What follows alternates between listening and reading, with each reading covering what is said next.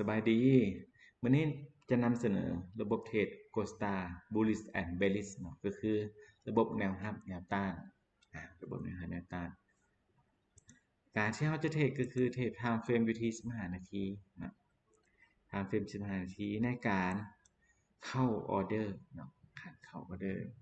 วิธีการเข้าออเดอร์ของเราไม่จะเข้าแบบปลายไส้เนาะก็คือรอจังหวะในการมันอยู่แนวไฮในแนวโลเพื่อหาจุดเข้าเพื่อสร้างกำไรเนาะก็คือสังเกตว่าระบบของเราต้องให้เส้นราคาพ้นจากเส้นราคาตัวนี้ไปฮอดเส้นเทิงนี้ให้เราเปิดออเดอร์เซลล์เนาะเซลล์ลิมิตวิธีการเทรดระบบนี้ก็คือเราต้องวางระบบเป็นไม้ระดับสั้นก็คือวางไม้ลิมิตเซลล์ลิมิตเนาะคือเราจะวางเซลล์ลิมิตอาจจะเป็น 0.01 0.2 0.3 0.4 0.5 หรือว่า 0.1 0.1 0.1 0.1 ไปเลยเนาะอันนี้เซลล์ลิมิตเพราะว่าเราจะเก็บราคาแบบปลายไส้เก็บแบบใส่สองเนาะสมมติราคาตัวนี้เหมือนยังบกพ้นราคานี่ให้เราวางได้อยู่เนาะวางได้อยู่คนใดวางได้อยู่ก็เราสามารถที่จะวางแบบห่างๆคืออาจจะเป็น buy limit 0.01 0.2 0.3 หรือว่า 0.01 0.1 0.2 0.3 เฮ็ดระยะห่างทุกๆ10จุดเนาะแบบนี้เนาะแบบนี้นี่มันพ่นมาเนี่ยเราสามารถวางบายลิมิตได้แต่ว่าก็ยังมีความเสี่ยงก็คือมันอาจจะดันลงมาอีกแต่ว่าเราก็สามารถวางบายลิมิตก็คือแบบ 0.01 เนาะทุกๆ10จุด02 03อาจจะเป็น5ไม้เนาะลงมานี่เพราะเขาจะเก็บแบบปลายไส้เนาะกำไรพอใจเราก็ปิดสมมติว่ากำไรมาฮอด50จุดหรือ100จุดนี่พอใจเราก็ปิดเลยปิดแล้วก็รอท่าจังหวะเข้ามาการเทรดก็คือการรอเนาะรอเพื่อสร้างกำไรเข้าพอร์ตเนาะในลักษณะแบบนี้ก็คือ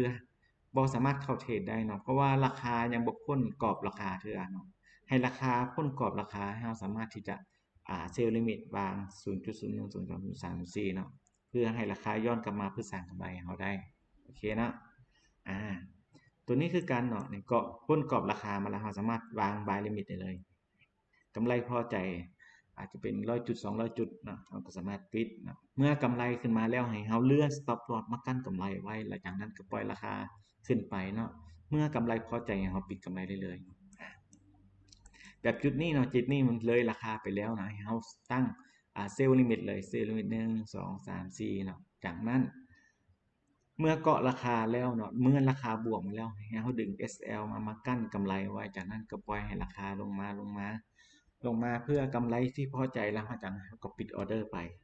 จากนั้นก็รอท่าสัญญาณแจ้งเตือนเข้ามือถือเพราะว่าทุกๆสัญญาณนี้มันจะเกิดทางมือถือเราสามารถที่จะเบิ่งละกะว่าราคานี้มาฮอดโซนจุดที่เราจะบายหรือจะเซลล์หรือยังเป็นบ่ล่ะเมื่อฮอดราคาจุดจะบายจุดเซลล์เราก็สามารถที่จะเปิดทำกำไรแบบนี้ได้เลยจุด buy limit buy limit ใส่จากนั้นเกาะราคาไปกำไรพอใจเขาก็ปิดโอเควิธีการใช้งานได้บอกไปแล้วเนาะวิธีการจะใช้งานกับทีมงาน AI g o s t a r ของเราเนาะก็คือเพียงแต่สมัครเนาะสมัครบัญชีโบรกเกอร์กับทีมงานของพวกเขาเนาะและจากนั้นถามเงื่อนไขกับทีมงานของพวกเราได้เนาะปรึกษาแอดมินได้โอเคบ่เข้าใจอย่างสามารถปรึกษาแอดมินและถามข้อมูลเพิ่มเติมได้อีกเพื่อเห็นรู้การเฮ็ดเพิ่มเติมได้พอเข้าใจอันนี้เป็นเวอร์ชันแรกเนาะอีกเวอร์ชันต่อไปจะพัฒนาต่อไปยิ่งขึ้นเนาะต้องส่องมาเนาะยังว่าบ่สุดก็คือเราจะมีราคาเดลี่เนาะต่อวันเนาะทุกๆ6โมงเช้าราคาสิเกิดขึ้นเราจะรู้ว่าแนวโน้มของตลาดจะไปทางใดเรารู้อีกเนาะตรงนี้นะอันนี้แท่งมือเนาะแท่งมือหนึ่งทิศทางของตลาดจะเป็นไปทางใดและแท่งตัวนี้เป็นแท่งการเปิดตลาดเนาะและตัวนี้เป็นราคาที่ว่ามันวิ่งอยู่ปัจจุบันนี้นะโอเคมีแต่ว่าสอบถามเพิ่มเติมทำทีมงานของเราได้ขอบใจ